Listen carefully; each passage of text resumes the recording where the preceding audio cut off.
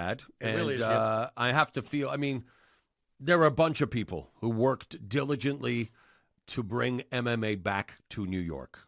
One of those people, former UFC middleweight champion Chris Weidman, who had to be living the dream in his backyard, Madison Square Garden, in a title elimination bout against Yoel Romero, who was undefeated in the UFC, high-level Olympic medalist in wrestling, had his issues with PEDs, but also got the reduced sentence because of the contamination. Regardless, Weidman comes in, gets the hero's welcome, looks great. Phenomenal. For the first 2 rounds. And then the third round, my friend, take us through the fight. Well, it started exactly the breakdown that I did here on Rutten and Manello. That was what's going on. Weidman did really good. Round 1, he was pushing the fight hard. He was the aggressor, mixed in takedown attempts. And he had his opponent on the ground a few times, but, keeping him on the ground, that's a different story. So he got back up. But what he was doing, he was trying to get him tired since all these big muscles, they're going to need oxygen. Round 1 for Weidman for sure. Round 2, the opening was good for Weidman, but then Romero gets Weidman down with a simple foot sweep. Weidman gets back up, though. But Romero has him from the back, starting kneeing the thighs, the back of the thighs. So, that could have been gone to Romero that second round. Round number 3, Weidman looks like he went for a takedown.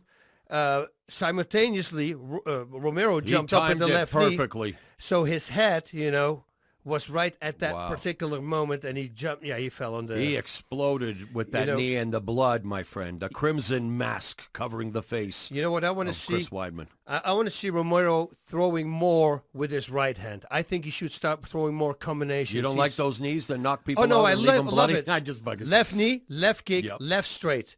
You're going to have to change a little. If he starts adding right hooks to it, just that. Instead of countering with the left straight, do it a cross hook cross or a cross hook cross spleen shot. Stuff like that. And then add that big crazy kick that he has.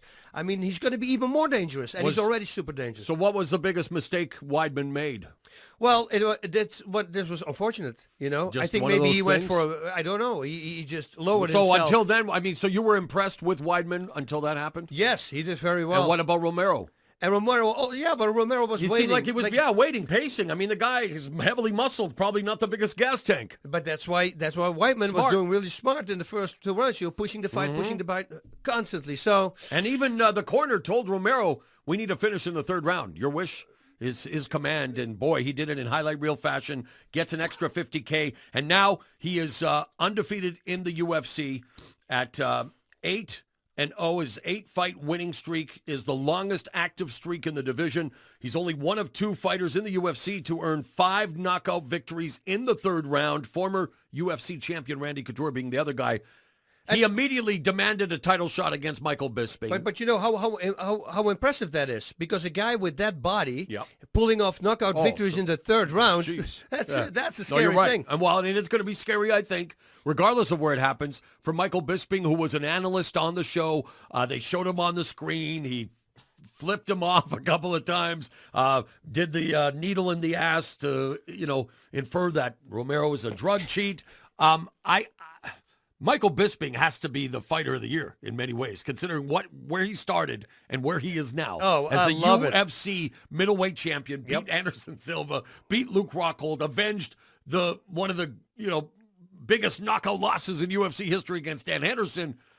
Yoel Romero is a different kettle of fish. He's a different kind of fish because everything's going to come from the left this time when he faces him. But we know now that Michael can take a shot. Can he take a Romero shot? Dan Henderson shot. Who's really the strongest power with that? I think Dan Henderson even hits harder, right? So I think if he's in his face and he doesn't give him space, even now for that shot, at Henderson's age, you think he has more power than Romero?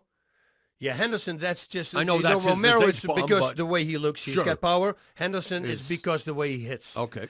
So it's a natural punch, which most of the time has a harder... So do you think Dana White said it will be most likely? I mean, I know Ronaldo Jacare Souza's out there. Luke Rockhold was injured. We're going to talk about Uriah Hall and Gegard Mousasi rematch coming up. The UFC has 2 shows, by the way, coming up this Saturday. Crazy. Same day. Nuts, but okay. But What about Romero and Bisping? I think that Bisping, if he really pushes the fight, like Weidman did in the beginning, now he doesn't have the wrestling pedigree that Weidman has, but still he has great takedown defense, Keep on working. You have to keep on working with a guy like Romero. Get him into the third round, get him tired into the third round, because if you don't get him tired, you're still going to get knocked out. We just talked about that. But he needs to get him tired. And even if he loses the first 2 rounds, just keep pushing. If you have a guy, and we always mention this, and everybody mentions it because it is cool to mention, if you have 32 beats a minute heart rate, that is pretty low, and that's what Bisping has. I mean, I had like 50 in my peak, and going to 33, that's Lance Armstrong stuff, who actually was using, and Bisping doesn't. So, he needs to put the pressure on. He cannot let Romero get into his game, because that's where he lands the big shots. So it was a heartbreaking loss for Chris Weidman, but what about another Northeasterner, Toms River, New Jersey's Frankie Edgar,